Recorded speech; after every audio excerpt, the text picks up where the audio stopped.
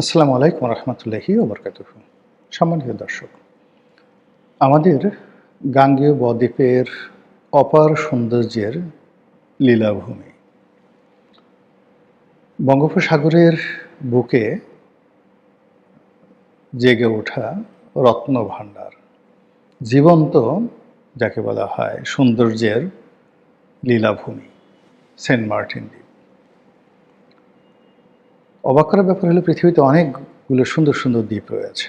মালদ্বীপে আছে, আমেরিকার যে হাওয়াই দ্বীপপুঞ্জ আছে হনলুলু, সাইপ্রাসের বেশ কিছু দ্বীপ আছে যেগুলো সুন্দরের জন্য খুবই বিখ্যাত।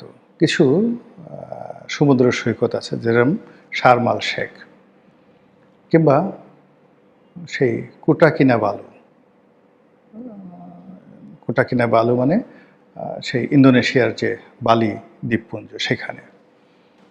তো সবগুলোকে যদি আপনি একত্র করেন, আমার দৃষ্টিতে সমুদ্র সৈকতের সৌন্দর্য আমাদের কক্সবাজার, অর্থাৎ কক্সবাজার থেকে শুরু করে একদম ইনানি বিচ পর্যন্ত, এটার যে সৌন্দর্য, মানে দুটো সৌন্দর্য, সমুদ্রের যে ঢেউ, সমুদ্রের পানি, তারপরে সমুদ্রের যে বেলাভূমি এবং তার পেছনে যে পাহাড়, তার সঙ্গে সঙ্গে ওখানকার যে ল্যান্ডস্কেপিং, আমি আসলে এরকম কোথাও দেখিনি। আমার কাছে কক্সবাজারই শ্রেষ্ঠ মনে হয়। আর সেন্ট মার্টিনকে আমার মনে হয় প্রকৃতির এক অপার বিস্ময়। এখানকার নীল জলরাশি, এখানকার প্রাণীদের বৈচিত্র্য, এবং এখানে যেভাবে এই দ্বীপটি সমুদ্রের বুকে জেগে উঠেছে, এটা যে কনস্ট্রাকশন, মাটির যে গঠন, পৃথিবীতে এটা দ্বিতীয় পিস আর নেই। তো আমাদের দেশের মানুষ সেখানে যায়, সারা দুনিয়া থেকে মানুষ আসে। সেন্ট মার্টিন সেই সেন্ট মার্টিন নিয়ে কিছুদিন যাবৎ লঙ্কাকাণ্ড ঘটছে।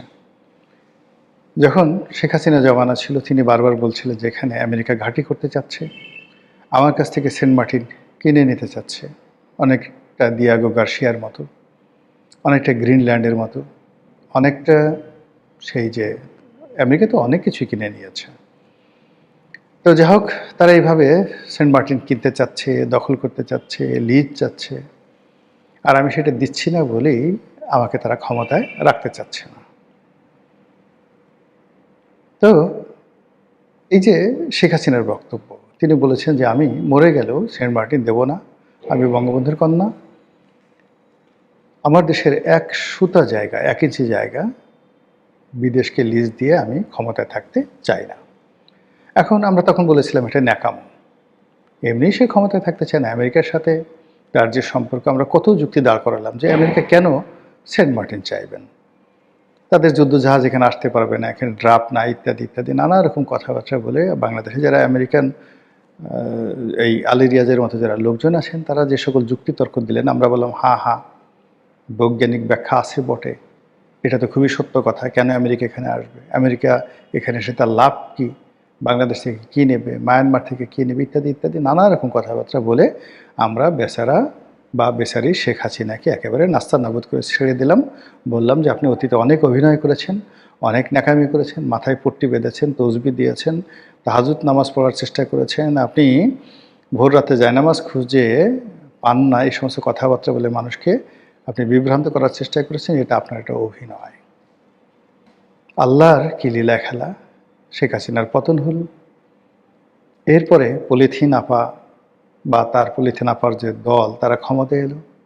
আসার পর আমরা সবাই জানলাম যে বাংলাদেশে যে ক্ষমতার পট পরিবর্তন হয়েছে, এটা মূলত মার্কিন ডিপ স্টেট পলিসির কারণে।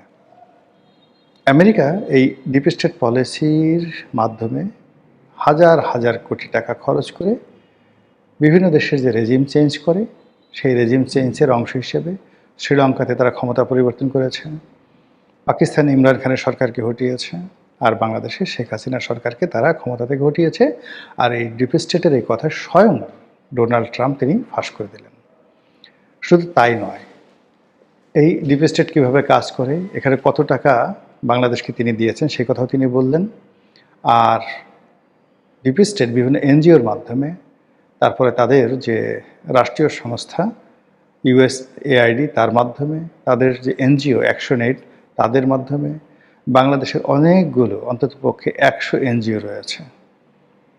এই বদমাইশগুলো এই সবসময় আমেরিকার টাকা খেয়ে এরকম নিজের মা বোনকে আমেরিকানদের হাতে তুলে দেওয়ার মতো জঘন্য অপরাধ, মানে আসলে সেন্ট মার্টিন দেওয়া বা দেশের মাটি দেওয়া, দেশের স্বার্থ বিদেশিদের কাছে জলাঞ্জলি দেওয়া, আর নিজের মাকে হানাদার হাতে তুলে দেওয়া, নিজের স্ত্রী বা কন্যাকে ধর্ষকদের হাতে তুলে দেওয়া এবং হাসি মুখে তুলে দেওয়া, এর মধ্যে আমি কোনো পার্থক্য দেখি না। জন্মভূমির মর্যাদা কোনো অংশেই মায়ের চেয়ে কম নয়। মানুষ মরণশীল, মা মারা যাবেন, কিন্তু জন্মভূমি থেকে যাবে। আর যারা মাকে ভালোবাসেন, এই পৃথিবী তাদের অনেককে হয়তো স্মরণ করেন, আল্লাহর আরশে আজিমে লেখা থাকে, কিন্তু যারা জন্মভূমিকে ভালোবাসেন কিয়ামত পর্যন্ত তাদের নাম থেকে যাবে। এই বাংলাকে যারা ভালোবেসেছিল, আমরা কি ঈশা খাঁকে ভুলতে পারবো? মোশা খাঁকে, শশাঙ্ককে, আলাউদ্দিন হোসেন শাহকে, শায়েস্তা খানকে? আমরা কি ভুলতে পারবো সালাম, রফিক, জব্বার, বরকতকে? আমরা কি ভুলতে পারবো স্বাধীন যুদ্ধে, মহান স্বাধীনতা যুদ্ধের সেই বীর সেনানীদের, সেই বীরশ্রেষ্ঠদেরকে? কোনোদিন ভুলতে পারবো না, কোনোদিন না। কাজেই একইভাবে আবার এই দেশের বিরুদ্ধে যারা কাজ করেছেন, আমরা কি মির্জাফর, রায়দুল্লাহ, পিয়ার লতিফ তাদেরকে ভুলতে পারবো? আমরা কি সেই খন্দকার মোশতাককে ভুলতে পারবো? আবার এই যুগে যারা নতুন মির্জাফর হিসাবে আবির্ভূত হয়ে এই বাংলার স্বাধীনতাকে মার্কিন ডিপ স্টেটের হাতে তুলে দেওয়ার জন্য তাণ্ডব চালিয়েছেন এই বাংলাদেশে, কিয়ামত পর্যন্ত এদেশের মানুষ তাদেরকে ভুলবে না, ক্ষমা করবে না, এবং তাদের প্রতি ঘৃণা হতেই থাকবে। তো যেটা বলছিলাম, সেন্ট মার্টিনের যে বিষয়টি শেখ হাসিনার পতনের পরে সামনে এলো, যখন আমি দেখলাম যে, বা আমরা দেখলাম, আমাদের দেশে পলিথিন আপা হিসেবে পরিচিত সৈয়দা রেজওয়ানা হাসান, তিনি বন এবং পরিবেশ মন্ত্রণালয়ের দায়িত্বপ্রাপ্ত উপদেষ্টা হলেন, এবং তিনি সেন্ট মার্টিনের জীববৈচিত্র্য রক্ষার জন্য এবং সেন্ট মার্টিনের সেই যে বললেন যে সেন্ট মার্টিন যদি আমরা রক্ষা না করি এটা ডুবে যাবে, এই কথা বলে সেখানে যাতায়াত বলতে গেলে প্রথমে নিষিদ্ধ করা হলো, এরপরে সীমিত আকারে পর্যটকদের যাতায়াতের ব্যবস্থা করা হলো, এবং ওখানে হাজার হাজার কোটি টাকার যে বিনিয়োগ বিভিন্ন হোটেল মোটেলে, সবগুলো লাটে উঠল। তো এই অবস্থাতে আমরা যারা সাধারণ পাবলিক, আমরা বুঝে নিলাম ঘটনা যা ঘটার ঘটে গিয়েছে। ডিপ স্টেটের নামে যা কিছু শুনছিলাম, শেখ হাসিনা যে ঢং করে যে কথাগুলো বলছিল বলে আমরা অভিযোগ করছিলাম, মূলত সবই সত্য। যা হোক, পলিথিন আপার দল গেছে, তারেক রহমান সাহেবের সরকার আসছে, এখন বলা হচ্ছে যে এই সরকারও ডক্টর মোহাম্মদ ইউনূস সরকারের এক্সটেন্ডেড ভার্সন। এর কারণ হলো ইউনূস সরকারের সবচেয়ে কে পার্সোনালিটি যিনি আছেন, খলিলুর রহমান, তিনি এই সরকারের পররাষ্ট্রমন্ত্রী, এবং ডক্টর মোহাম্মদ ইউনূসকে রেখে দেওয়া হয়েছে ভিভিআইপি প্রোটোকলে। আগামী 1 বছর তাকে সেই এসএসএফের প্রোটেকশন দেওয়া হবে, যেভাবে তারেক রহমান সাহেব প্রোটেকশন পাচ্ছেন বা প্রেসিডেন্ট পাচ্ছেন, বোঝার চেষ্টা করুন। এবং যেখানে বাংলাদেশে এত কিছু হচ্ছে, সব লোকজন যেখানে উপদেষ্টাদের পালানোর ব্যাপারে মানে আলাপ আলোচনা করছে, তারা যেন বিমানবন্দর দিয়ে পালাতে না পারে, ঠিক সেই সময় উপদেষ্টারা নিজেরা বসে একসাথে একত্র হয়ে আনন্দ করছেন, ফুর্তি করছেন, কেক কাটছেন এবং হাসাহাসি করছেন, মুহা হা হা হা করে। যাত্রা দলের নায়ক মানে ভিলেন যেভাবে হাসে না, মুহা হা হা হা করে, ওইরকম এদের হাঁটা চলা কথাবার্তা দেখে মনে হয় তারা যাত্রা দলের ভিলেন। অনেককে কেউ কেউ মানে কেউ কেউ অবশ্য ভালো আছেন। তো তারা এই সময়টাতে সরকারি বাসভবন দখল করে রেখে, মানে লজ্জাও নেই, যেদিন ক্ষমতা গেছে উচিত ছিল সেই দিনই তো সেই সরকারি বাসভবন ত্যাগ করা, কিন্তু তারা করেনি। তারা সেই বাসভবনে রয়ে গেছে, এখনও আছে কিনা আমি জানি না। তো যাই হোক, সেখানে বসে তারা কেক কাটলো, সব কিছু কাটলো। ইট মিনস তারা যায়নি, এখনও শ্যাডো রূপে, ছায়া রূপে সরকারের উপরে তারা প্রভাব বিস্তার করছে, দেশের কলকাঠি নাড়ছে, এবং আমেরিকার প্রতিনিধিত্ব করছে। ঘটনা যদি তাই হয়, তাহলে সেন্ট মার্টিনের খবর কি? আছে? সেন্ট মার্টিন কি এখনো আছে? আপনি কি যেতে পারছেন? আমরা কি যেতে পারবো? এই প্রশ্ন করার আগে আরও দুটো ঘটনা বলি যে, এই গত 17 মাসের আমেরিকার যে দাপট ছিল সারা দুনিয়াতে, এখন এই মুহূর্তে সেই দাপট এখন তুঙ্গে। বিশেষ করে ভেনেজুয়েলার প্রেসিডেন্টকে ধরে আনার পর, মাদুরোকে ধরে আনার পর, মানে ডোনাল্ড ট্রাম্প অপ্রতিরোধ্য হয়ে পড়েছেন।